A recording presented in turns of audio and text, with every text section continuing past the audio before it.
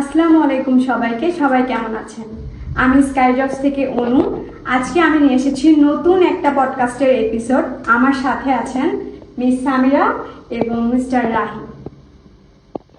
Miss কেমন আছেন? আছি, আলহামদুলিল্লাহ ভালো আছে। আপনি ভালো আছেন? জি আলহামদুলিল্লাহ ভালো আছি। মিস আমাদেরকে স্টুডেন্টরা অনেক সময় অনেক ধরনের কোশ্চেন করে, সেখান থেকে আজকে আমরা কিছু কোশ্চেন নিয়েছি। তো আমি এখান থেকে আপনাকে কিছু কোশ্চেন করতে চাই যেন তারা জানতে পারে আপনি আপনার বাস্তব অভিজ্ঞতা থেকে কিছু কোশ্চেনের অ্যান্সার। প্লিজ।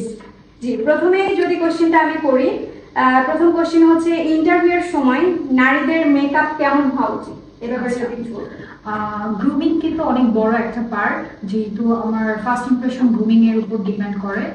সো যখনই আমি ইন্টারভিউতে দিতে যাব, সেটা অবশ্যই ইন্টারভিউ একটা ফর্মাল একটা ইন্টারভিউ হয়ে থাকে। আমার আউটফিটটা অনেক বেশি ফর্মাল হয়ে থাকে। তো মেকআপের ক্ষেত্রে যদি আমি বলে থাকি, মেকআপটা অবশ্যই খুব বেশি সাটেল হতে হবে, ভাইব্রেন্ট হওয়া যাবে না, সো দ্যাট আমাকে যেন খুব বেশি এলিগেন্ট অ্যান্ড প্রমিনেন্ট লাগে। সো মেকআপটা ওইভাবেই ওইটা বিবেচনা করে মেকআপটা খুব বেশি সাটেল হতে হবে। Thank you so much. আমরা এখন একটু মিস্টার রাহির কাছে যেতে চাচ্ছি। মিস্টার রাহি কেমন আছেন আপনি? এই তো আলহামদুলিল্লাহ ভালো। আপনারা কেমন আছেন? জি আলহামদুলিল্লাহ, আপনাদের দয়ায় ভালো আছি। মিস্টার রাহি, আপনার কাছে একটা প্রশ্ন করতে চাই। ত্বকে কাটা দাগ বা ব্রণ থাকলে কি সমস্যা হতে পারে? আসলে আমাদের স্কিনে বা ত্বকে যদি কোনো দাগ থাকে, এটা এটা ডিপেন্ড করে, কারণ এটা কোনো পার্মানেন্ট দাগ না। ত্বকে যদি আপনার ব্রণ বা আপনার যে পিম্পলস এর কথা বললেন, এটা একটা টাইমের পর এটা চলে যায়। তো এটা যদি কোনো পার্মানেন্ট দাগ না, এটা সলিউশন আছে। বাট আপনি যে বার্থ মার্ক বা কোনো বার্ন মার্ক বা স্কেয়ার মার্কের কথা বললেন, যেগুলো হচ্ছে আপনার হাতে বা ত্বকে, যেগুলো ভিজিবল জায়গায় যে দাগগুলো বোঝা যাবে, যে দাগগুলো অনেক স্পষ্ট থাকবে, এগুলো এগুলো মাত্রা থাকে, এগুলো দাগের একটা আপনার লিমিটেশন আছে। যদি খুব বেশি হয়, সেক্ষেত্রে এটার অ্যাকসেপ্টেবিলিটিটা থাকে না। তবে এটা যদি অনেক ছোট হয় বা এটা যদি খুব বেশি আপনার চোখে না পড়ার মতো হয়, সেক্ষেত্রে এটাকে একসেপ্ট করে। সো এই তো। আমি আপনাকে একটি গুরুত্বপূর্ণ প্রশ্ন করতে চাচ্ছি।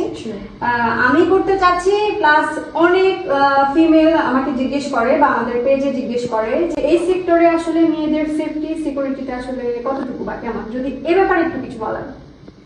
আচ্ছা, আমি বলবো সেফটি সিকিউরিটির দিকে আমাদের প্রত্যেকটি এয়ারলাইন্স খুব বেশি কনসার্ন থাকে।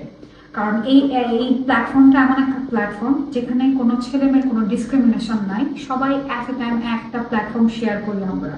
সো কাজের এনভায়রনমেন্টটা যদি ভালো না থাকে, অবশ্যই একটা মেয়ে ছেলে একসাথে আমাদের বাংলাদেশের সিনারিওতে কাজ করতে পারবে না। সো সেই কথা ধরে যদি কথা বলি, অবশ্যই মেয়েদের সিকিউরিটিটা খুব হাইলি দেখা হয়।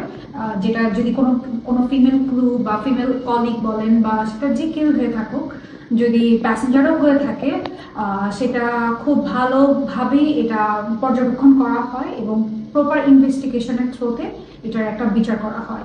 অ্যান্ড হ্যারাসমেন্ট আসলে জিরো টলারেন্স থাকে, এটা যে কোনো এয়ারলাইন্সে। জি, থ্যাংক ইউ সো মাচ এত সুন্দর করে আমাদেরকে অ্যান্সার গুলো করার জন্য।